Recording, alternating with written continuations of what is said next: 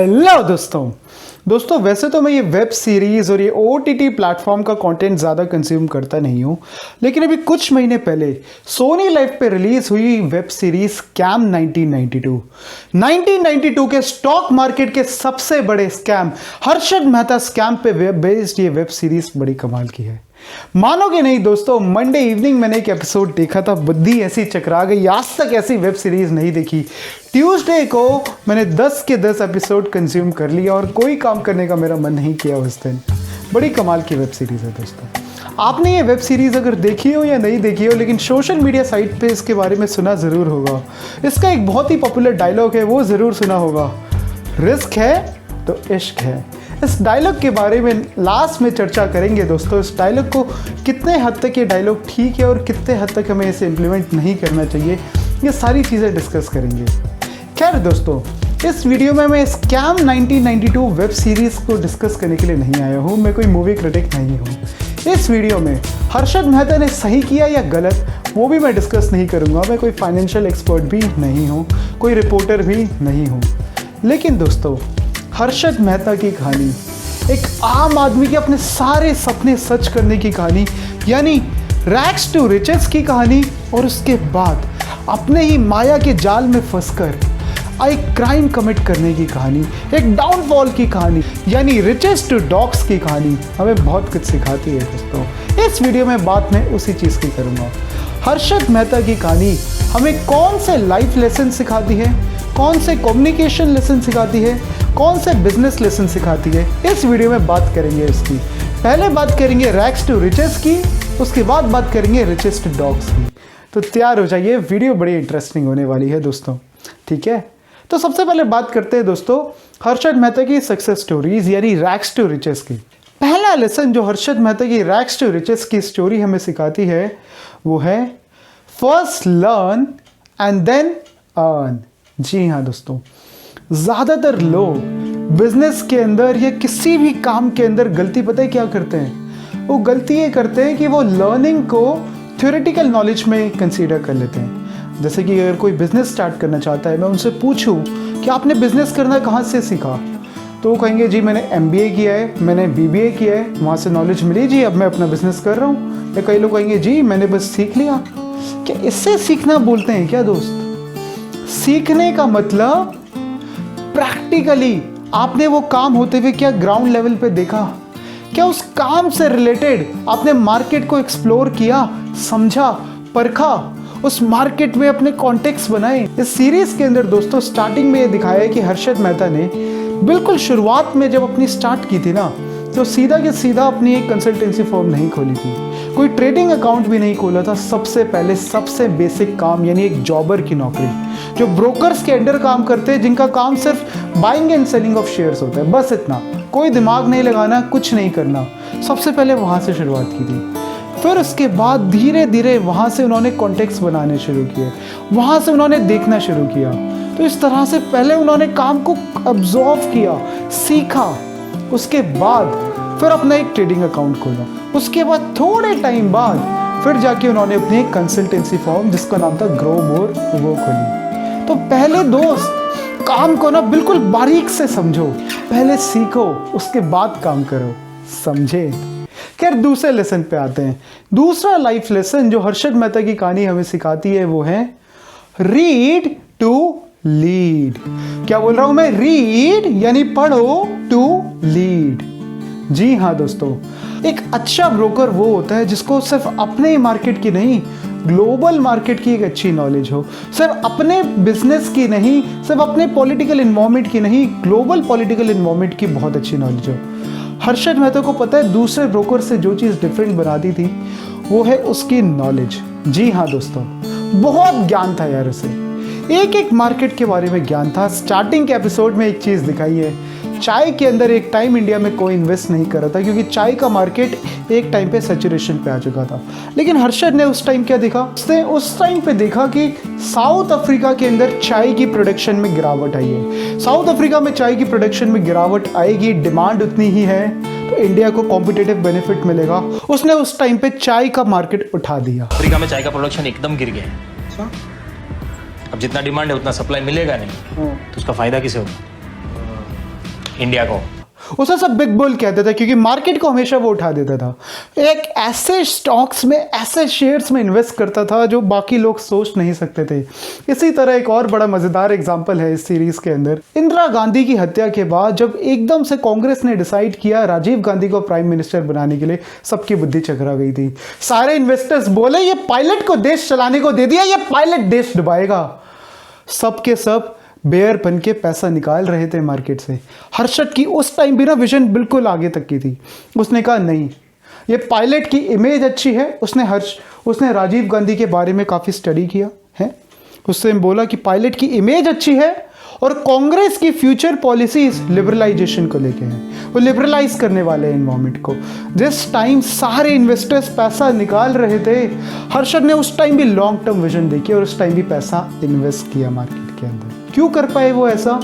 क्योंकि वो सिर्फ अपनी नॉलेज, अपने दायरे में कन्फाइन नहीं थे दोस्त, वो ग्लोबल लेवल से एक बड़ी पिक्चर देखते थे। आपने सीरीज देखी हो तो आपने देखा होगा बहुत से एपिसोड में उनके हाथ में कोई आपको बिजनेस मैगजीन मिलेगी या कोई अखबार पढ़ते हुए आपको वो देखेंगे। तो एक ग्लोबल लेवल पे, एक ब्रॉड लेवल पे अपनी नॉलेज को रखते थे। इसीलिए वो फ्यूचर की विजन स्ट्रॉन्ग कर पाते थे। इसीलिए वो देख पाते थे जो बाकी ब्रोकर शायद से नहीं देख पाते थे। बात को समझे तो अगर आपको अपने करियर में, अपने बिजनेस में, जिस भी फील्ड में एक्सेल करना है, सिर्फ दोस्त अपने दायरे तक कन्फाइन मत रहो। एक बड़ी पिक्चर देखो, ज़्यादा से ज़्यादा पढ़ो, ताकि जितना ज़्यादा आप पढ़ोगे उतना ज़्यादा आप लीड कर पाओगे। समझे?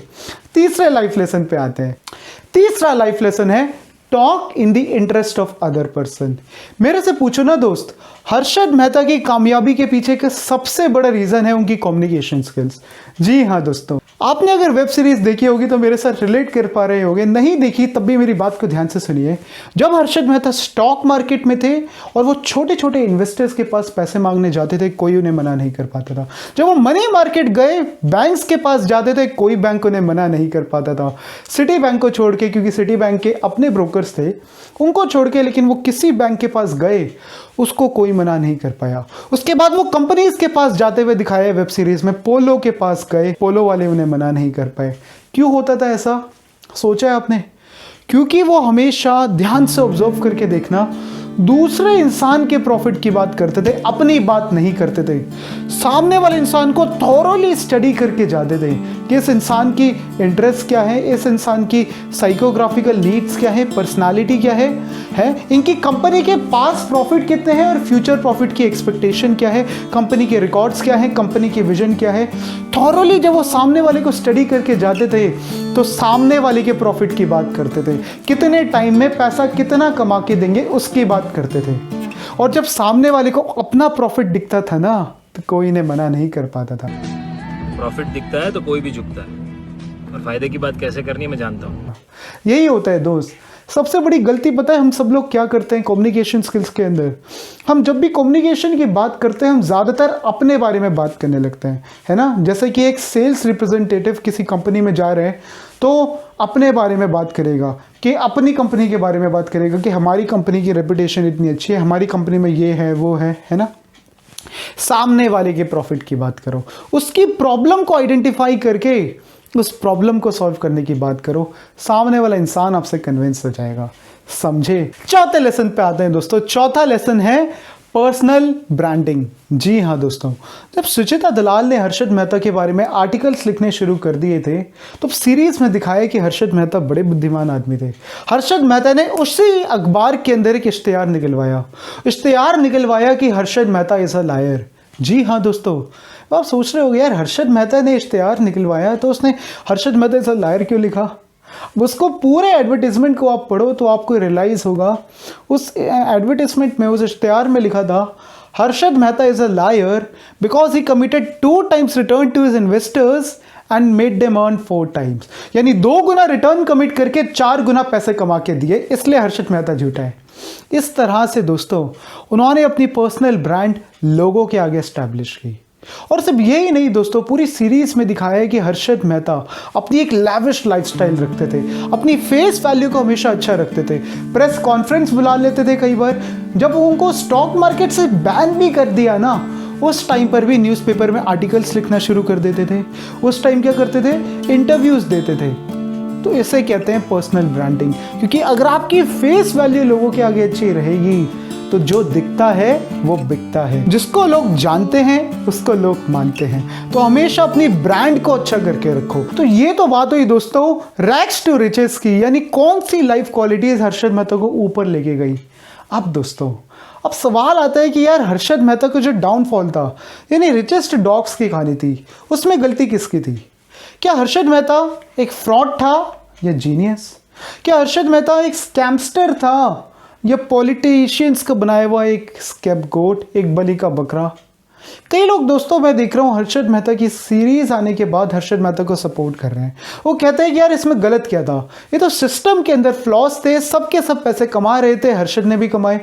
आपने पॉलिटिशियंस को छोड़ दिया, आपने इतने जो बाकी ब्रोकर्स थे, इतने बैंक्स थे जिन्होंने इतना करप्शन फैलाया, आपने उन्हें छोड़ दिया। एक ब्रोकर जिसने अपने दिमाग से पैसा कमाया, आपने उस पर सारे इल्ज़ाम लगा के उसको जेल में डाल दिया। ये बात सुनने में तो बिल्कुल ठीक लगती है और मैं इसके बारे में कोई टिप्पणी नहीं करना चाहता। जैसा कि मैंने स्टार्टिंग में भी बोला, मैं कोई एक्सपर्ट नहीं हूँ, इसलिए मैं हर्षद मेहता को सही या गलत कहने वाला कोई नहीं होता। लेकिन दोस्तों सही या गलत को साइड में रख दो दोस्त, एक चीज़ तो आप फिर भी मानोगे ना, हर्षद मेहता अपने ही बनाए हुए एक लालच के अंदर फंस गए थे। अगर आप कहते हो कि हर्षद मेहता को उनके पॉलिटिशियंस ने फंसाया है, उनके पार्टनर ने फंसाया, लेकिन दोस्त अगर वो बात भी सच है ना, तब भी मैं कहता हूँ गलती हर्षद मेहता की है। जी हाँ दोस्तों, अगर आप कीचड़ में जाने का डिसाइड करोगे तो कीचड़ आपके ऊपर भी आएगी ना। उस दलदल में जाने का डिसीजन उनका खुद का था। वो चाहते तो सीधे साधे रास्ते से जाकर भी प्रॉफिट कमा सकते थे। हो सकता है वो सक्सेस का लेवल इतना नहीं होता है, एक लेक्सस नहीं आती, कोई और अच्छी गाड़ी आ जाती है कि नहीं। लेकिन दोस्तों वो जो उनकी हैरासमेंट हुई, वो जो उनका पीस ऑफ माइंड लॉस हुआ, जब वो जेल में गए, उनकी फैमिली ने जो तकलीफ़ें झेली, उसमें सिर्फ और सिर्फ एक चीज़ का कसूर था और वो था लालच, ग्रीड, पैसों की ग्रीड, नाम की ग्रीड, अपने आप को टॉप पोजीशन पे देखने की ग्रीड। जी हाँ दोस्तों, और जब हर्षद मेहता गिरे ना दोस्त, वो अकेले नहीं गिरे थे, उनके साथ साथ पूरा का पूरा स्टॉक मार्केट क्रैश हो गया था। जी हाँ दोस्तों, जब स्कैम 1992 सामने आया, जब लोगों को ये पता लगा कि ये जो मार्केट में ग्रोथ थी ये एक्चुअल ग्रोथ नहीं, बुलिश रन था जो हर्षद मेहता ने किया था, तो जितनी तेज़ी से मार्केट ऊपर गया था उतनी तेज़ी से डाउन गया। और जब मार्केट डाउन गया ना दोस्त, आप एक बार इसके बारे में पढ़ के देखना और सोचना एक बार, हज़ारों छोटे छोटे इन्वेस्टर्स, हज़ारों छोटे छोटे आम आदमी जिन्होंने अपनी पूरी की पूरी लाइफ सेविंग सिर्फ और सिर्फ हर्षद मेहता की वजह से स्टॉक मार्केट में लगाई थी, सबके सब एक रात के अंदर अंदर बेरोजगार हो गए, सबके सब एक रात के अंदर अंदर डिप्रेस्ड हो गए और हज़ारों लोगों ने एक दिन के अंदर अंदर सुसाइड कमिट कर ली थी। और दोस्तों लाइफ का ना एक बड़ा सिंपल सा रूल होता है, बड़ा simple, you get what you give.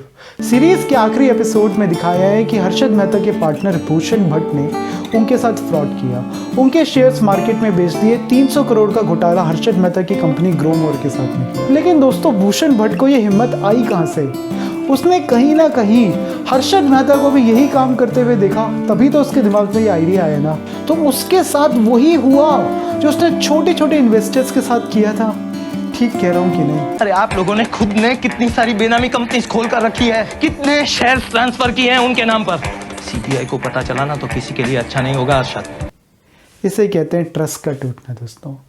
कुछ लोगों के पास सिर्फ एक उम्मीद होती है दोस्त, सिर्फ एक ट्रस्ट होता है लोगों के ऊपर, उस ट्रस्ट को कभी मत तोड़ो। तो बात आती है जो सीरीज के अंदर फेमस डायलॉग है जो मैंने स्टार्टिंग में भी बोला था, रिस्क है तो इश्क है। बिल्कुल ठीक बात है दोस्त। लेकिन दोस्त एक बात हमेशा याद रखो कि अगर रिस्क से इश्क हो सकता है ना, तो ये रिस्क थोड़ा सा रिस्की भी होता है। तो रिस्क से इश्क तो लड़ाओ, लेकिन ये रिस्क थोड़ा सा रिस्की भी होता है, इसलिए थोड़ा सा थम जाओ। पैसों की डिजायर तो रखो, बड़े बड़े सपने तो देखो, लेकिन कभी भी पैसों का लालच मत करो और कभी भी किसी का ट्रस्ट मत तोड़ो दोस्त। हर्षद मेहता का डाउनफॉल हमें यही सिखाता है।